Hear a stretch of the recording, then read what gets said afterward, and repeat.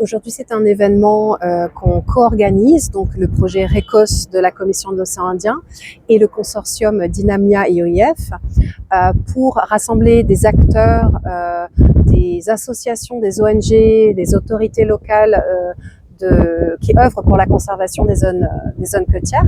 Et l'enjeu de cet événement aujourd'hui, c'est vraiment de faire entendre la voix des usagers des zones côtières, les usagers, les habitants, la société civile finalement, pour pouvoir assurer un processus de co-construction qui soit inclusif dans l'objectif de développer une méthode qui va servir à élaborer des plans d'action de gestion intégrée des zones côtières.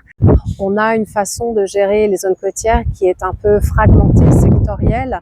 On va gérer la mangrove, on va gérer le sentier littoral, le parking, la rivière. C'est souvent des différentes autorités qui sont en charge de la gestion de ces espaces.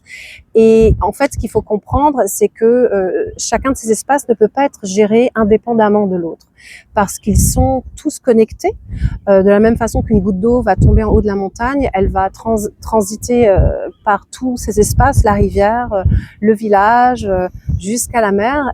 Et à l'image de cette goutte d'eau, on ne peut pas isoler un écosystème, un espace d'un autre. D'autre part, on est dans un contexte de changement climatique. On voit bien qu'on a un problème important d'érosion du trait de côte. Et c'est un problème qui est global, qui est généralisé. Donc Maurice n'est pas épargné. Et c'est un problème qui touche à la fois nous en tant que professionnels, en tant qu'organisation, institution, qui avons un devoir d'adresser ces problèmes-là, mais aussi en tant que citoyens et usagers de la côte qui allons à la plage, qui donnons des valeurs, qui allons donner une importance parfois spirituelle, parfois religieuse. Il y a plein d'enjeux qui se nouent autour de ces espaces-là, et c'est vrai que les voir disparaître, je pense que ça crée chez tout le monde un sentiment d'inquiétude.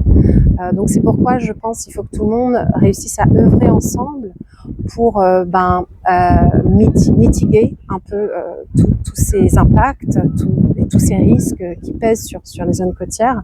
Et c'est important de faire ce travail ensemble de façon collaborative, inclusive et participative, donc c'est-à-dire inclure le scientifique, inclure le politique, inclure la société civile, l'usager, les ONG. Tout le monde a son mot à dire dans cette gestion concertée en fait de ces zones-là.